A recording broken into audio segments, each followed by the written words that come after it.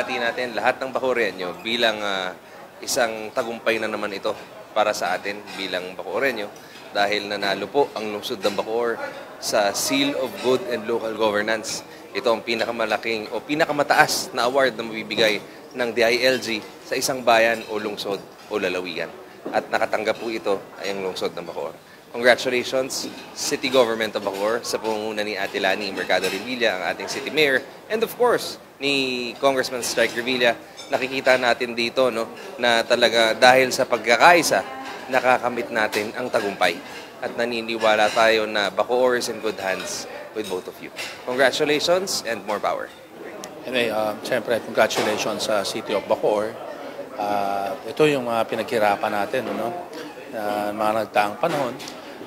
Talaga naman pong merong pagka naghihirap ka, meron ka talagang aanihin. So, sa mga mamayan Bacoor, sa city officials ng Bacoor, sa pangunan ni Mayor Lani, Vice Mayor Karen Sanggunian, at sa lahat ng department head at unit heads. At siyempre, sa lahat ng ating mga kababayan sa Bacoor, congratulations. Itong award na to ay nagpapakita na sa Bacoor, maayos ang ating pong pamamahala.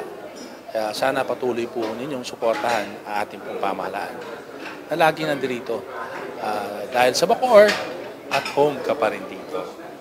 Ibig sabihin po niyan, kung nakuha ng Bacoor yung 6 major criteria of evaluation, ibig sabihin siya po ang excellent performance noong assessment period. Ibig sabihin talagang magaling na magaling ang Bacoor. Next year, babaguhin natin yung criteria na naman. Sinabi ko nga kay Mayor Lani kanina na Mayor, next year we will review again the criteria at most likely para maging responsive naman sa trust ni President Duterte yung Seal of Good Local Governance, medyo titingnan natin, lalagyan natin ng mga criteria on campaign on anti-illegal drugs and the overall peace and order sa community.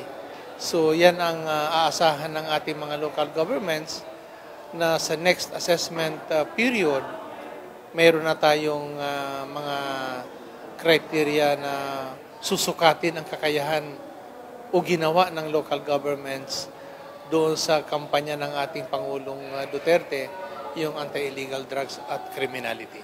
Kay Mayor Lani Mercado at sa lahat po ng mga department heads and employees ng Bacoor City Government, our congratulations dahil napakagaling ng city government management ng Bacoor.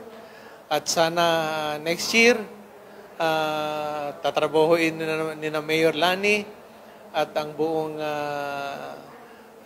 employees ng city government para makuha ulit yung Seal of Good Local Governance. In fact, doon sa video kanina, challenge ang city government, si Mayor Lani, challenge ni Secretary Sueno na magkita-kita ulit daw sa next awarding ceremony ng Seal of Good Local Governance.